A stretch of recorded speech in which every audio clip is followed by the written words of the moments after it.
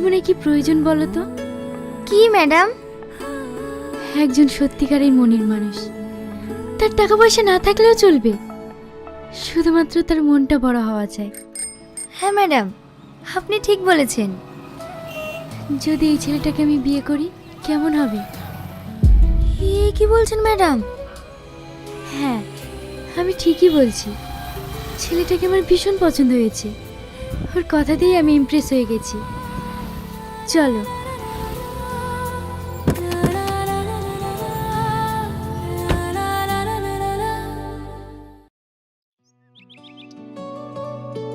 Daddy, তোমার সঙ্গে আমার একটা কথা ছিল।